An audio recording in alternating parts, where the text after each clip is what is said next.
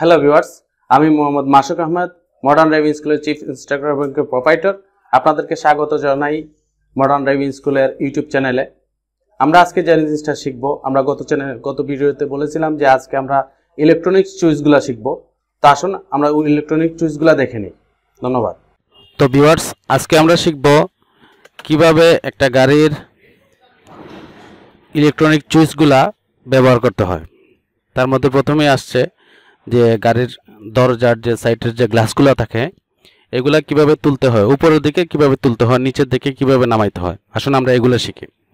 প্রথমে গাড়িতে উঠে ইঞ্জিন চুইস দিলেন।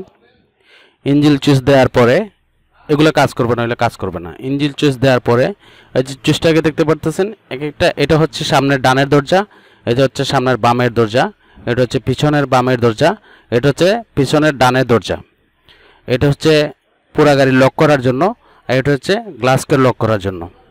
আসুন প্রথমে বুঝে নিই যে কিভাবে আপনি গাড়িটা লক করবেন।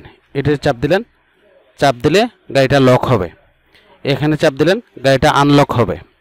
আবার দেখেন, এখানে চাপ দিলেন গাড়ি লক, এখানে চাপ দিলেন আনলক। তো এটাতে আপনারা দেখতে পাচ্ছি সামনের যে দরজা গ্লাস আছে, গ্লাসটা এখানে, এটাকে যদি উপর দিকে তোলেন গ্লাসটা উপর দিকে উঠবে, ঠিক আছে। আবার এটাকে যদি নিচের দিকে নামান তাহলে গ্লাসটা নিচের দিকে নামবে। তো দ্রুপ এটাকে উপরের দিকে তুলে বামের দরজাও গ্লাসটা উপর দিকে উঠবে, নিচের দিকে নামাইলে বামের দরজাও গ্লাসটাও নিচের দিকে নামবে। আবার তুলি, এটাকে উপরের দিকে তুললাম, উপর দিকে তুললে বামের দরজাটার গ্লাসটা উপর দিকে উঠলো, এটাকে আবার নিচের দিকে নামাইলে বামের দরজার গ্লাসটা নিচের দিকে নামলো।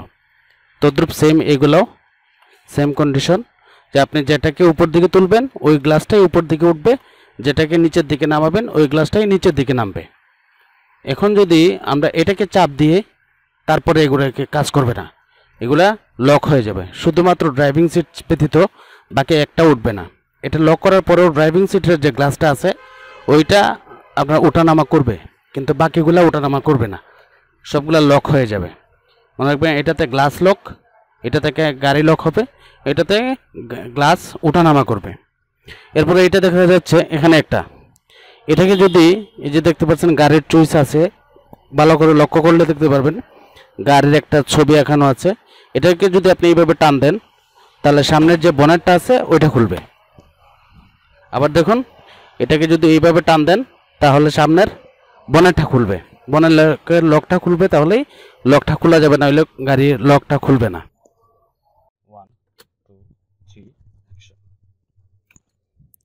তো ভিউয়ার্স, আগে আমরা দেখলাম যে কিভাবে গ্লাস তুলতে হয়, এখন দেখব কিভাবে গাড়িকে আপনার এসি চালাইতে হয়, এসি কিভাবে ছাড়তে হয়, কিভাবে অফ করতে হয়।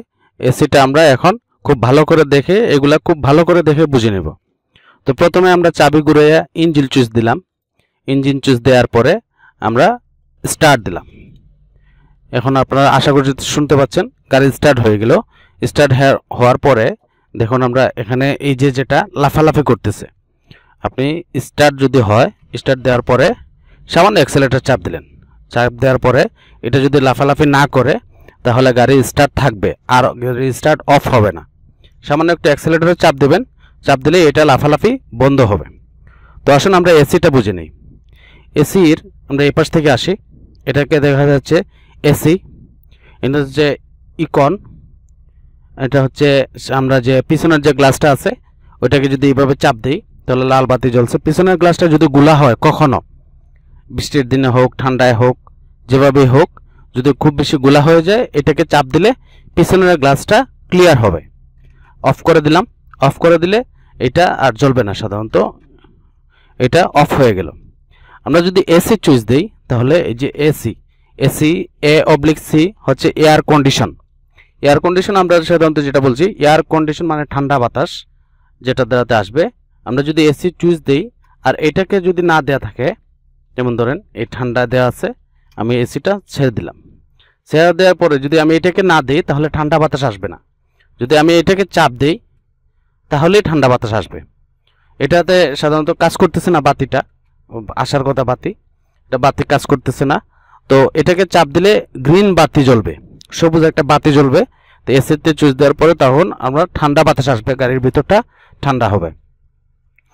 সো আমরা এটা বুঝতে পারছি এসি চুইস দেওয়ার পরে এসিতে থাকতে হবে। যদি এটা হচ্ছে অ্যানালগ, যদি আপনি অটো গাড়ি পান, অটো যেগুলো আছে এগুলাতে সাধারণত কিপ্যাড থাকবে, কিপ্যাড আরও টাচ করলেই হবে। তো এটাতে এসি যে জায়গায় থাকবে ওইটা অন করা থাকবে, তাহলেই ঠান্ডা বাতাস আসবে। এখন আসুন এর পরেরটা, এটাকে যেদিকে মুভমেন্ট করবেন সেদিকে আসবে। এখানে দেখেন একটা মানুষ বসে আছে, তার দিকে মুখ করে দেয়া আছে, তার মানে আমি যেখানে বসে আছি ড্রাইভিং সিটে আমার বুক বরাবর বাতাসটা আসতেছে। এর পরেরটা দেখুন, এখানে যদি দেই আমার বুকেও যাবে আবার আমার পায়ের দিকেও যাবে। যেমন আমি বাতাস অনুভব করতেছি যে আমার পায়েও বাতাস লাগতেছে আবার বুকেও লাগতেছে। এখন আবার দিলাম এখানে উপরে, এখানে আসলো মানে শুধু পায়ে বাতাস লাগবে আর কোনো জায়গায় না। আবার এখানে দিলাম, এখানে দেওয়ার পরে পায়ে লাগবে আর সামনের গ্লাসে লাগবে, বাতাসটা যাবে। তো আবার যদি এখানে দিয়ে দিই একদম আর কোনো জায়গায় আসবে না, সামনে আমার দিকেও আসবে না, পায়েও যাবে না, শুধু সামনে গ্লাসে যাবে। আশা করি আপনারা এটাও বুঝতে পারতেছেন। এটা হচ্ছে যদি আপনি ঠান্ডা বাতাস চান তাহলে এটা সবুজে থাকবে, খেয়াল রাখতে হবে। যদি ঠান্ডা বাতাস চান তাহলে সবুজে একদম কর্নারে থাকবে, আর যদি গরম বাতাস চান তাহলে এটা লালে নিয়ে আসবেন, গরম বাতাস আসবে। যদি ঠান্ডার দিনে সাধারণত আমাদের গরম বাতাস প্রয়োজন হয়, তো আমরা এখন এটা দিলাম না যেহেতু গরমের দিন। তো এটা যদি আপনি সবুজের দিকে রাখেন তাহলে ঠান্ডা বাতাস আসবে, আর লালের দিকে নিয়ে গেলে গরম বাতাস আসবে। হিট মিটার যেটাকে বলে, হিট দিলে এটাতে কাজে আসবে।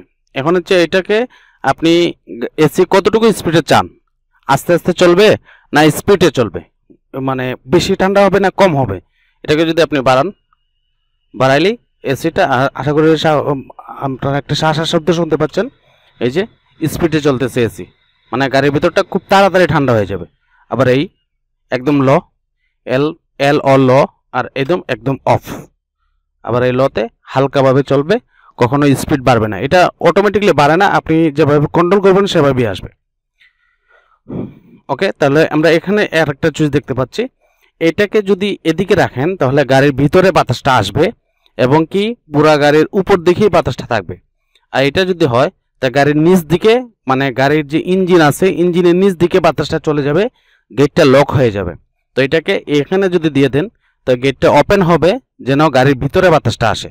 সবসময় ফলো রাখবেন এই চুইসটা যেখানে আছে, এইরকম স্যাম্বলটা যে জায়গায় আছে ওই জায়গায় এই যে এটার ইন্ডিকেটরটা যেন ওই দিকেই থাকে। এখন আসেন ওয়াচ, আমরা যেটা দেখতে পাচ্ছি ঘড়িতে এখন দেখাচ্ছে 3টা 58 মিনিট। আসলে এখন বাজে 3টা 58 মিনিট। যদি কখনো আমাদের চেঞ্জ করতে হয়, এখানে পাবেন একটা থাকবে এইচ, একটা থাকবেন এম। এইচতে হচ্ছে আওয়ার, এমতে মিনিট। এখন যেটাকে চাপ দিবেন ওইটা চেঞ্জ হবে। এই যে 3টা বেজে গেছে, এটা হচ্ছে মিনিট। এখন আমাদেরকে ওইটাকে 3টা 58, এখন ওইটাকে আমাদেরকে 4টা বাজাইতে হবে, ঠিক আছে। এই যে আপনি এটাকে যদি চাপ দিয়ে ধরে রাখেন এটা চেঞ্জ হবে, ওইটাকে যদি এইভাবে চাপ দেন, একটা চাপ দেন 4টা বেজে গেল। এভাবে আপনি এখানে চেঞ্জ করবেন। আপনি যদি সব কিছু 0 করে ফেলতে চান তো এটাকে চাপ দেন, সব 0 হয়ে গেছে। সো আমাদের 4টা বেজে গেছে। আমরা এইভাবে টাইমটা মিলিয়ে নিব। সব জায়গায় সব গাড়িতে একই সিস্টেম, হ্যাঁ, এইগুলা গাড়িতে সবগুলা একই সিস্টেম থাকবে।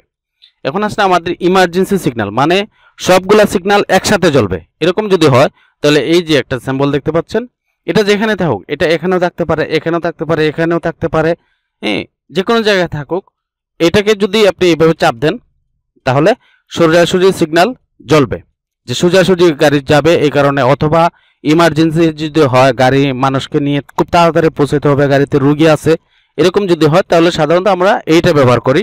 অথবা 4 রাস্তার মোড়ে যদি আমরা সোজা যাই তাহলে এইটা ব্যবহার করি। ফলো রাখতে হবে এটা, এই স্যাম্পলটা যেখানেই থাকুক না কেন এটার মানে হচ্ছে গাড়িটা সোজাই যাবে। ওকে ভিউয়ার্স, তাহলে আজকে আমরা বুঝতে পারলাম যে আপনারা এই সিগন্যালগুলা কিভাবে দিতে হয়, এসি চুইস কিভাবে দিতে হয়, এগুলো আপনারা খুব ভালো করেই বুঝতে পারছেন। ওকে ভিউয়ার্স, তাহলে আমরা এতক্ষণ যেগুলো শিখলাম আশা করি আপনারা দেখে দেখে এগুলা বারে বারে করলে এগুলা শেখা যাবে। আর আপনি যদি আমাদের চ্যানেলকে সাবস্ক্রাইব করে থাকেন তাহলে তো অসংখ্য ধন্যবাদ। আপনি শেয়ার করুন, লাইক করুন, কমেন্ট করুন। আপনার কি প্রয়োজন, আমরা আগামীতে কি ভিডিও দিলে আপনাদের জন্য উপকার হবে সেটা আমাদেরকে অবশ্যই জানাবেন। ধন্যবাদ। মডার্ন ড্রাইভিং স্কুলের পাশে থাকার জন্য আপনাদের সবাইকে ধন্যবাদ।